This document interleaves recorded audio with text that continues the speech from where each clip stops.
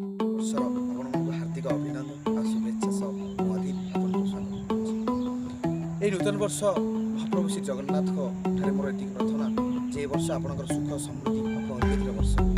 ଆପଣମାନେ ଏହି ବର୍ଷରେ ନିଜର ଲକ୍ଷ୍ୟ ନିଜର ସବୁ ପରିକଳ୍ପନାକୁ ସାର୍ଥ କରିପାରନ୍ତୁ, ଏହା ମୋର ଜଗନ୍ନାଥ ଠାରେ ପ୍ରାର୍ଥନା। ଆଉ 2018ର ସବୁ ଦୁଃଖ ଆଉ ଦୁର୍ଦ୍ଦଶା ସବୁ କିଛି ଦୂରେଇ ଯାଉ, ଏହା ମୋର ଆପଣଙ୍କୁ ଭଗବାନ ଠାରେ ପ୍ରାର୍ଥନା। ଆଉ ଆପଣମାନଙ୍କୁ ଏକ ସ୍ୱତନ୍ତ୍ର ନିବେଦନ ଯେ ସେଇ ଦୁଃଖକୁ କିଛି ମାତ୍ରାରେ ଭୁଲିବାକୁ ଚେଷ୍ଟା କରନ୍ତୁ, କାହିଁକିନା ଅତୀତର ଦୁଃଖକୁ ଭୁଲିବା ଆଉ ଭବିଷ୍ୟତର ସୁଖକୁ ଆପଣେଇବା ଭାରି କଷ୍ଟ ଲାଗେ।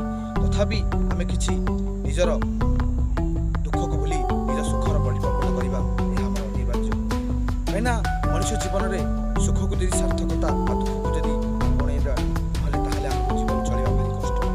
ଏ ବର୍ଷ ଆପଣମାନଙ୍କୁ କିଛି ନୂତନ ବାର୍ତ୍ତା ବହି ଜୀବନ ନେଇ ଆସୁ, ନିଜ ସୁଖ ଆଉ ସମୃଦ୍ଧିର ବାର୍ତ୍ତା ହଉ, ଏହା ମୋର ଆଉ wish you all of you happy new year and ସୁଖର ବର୍ଷ। ନମସ୍କାର।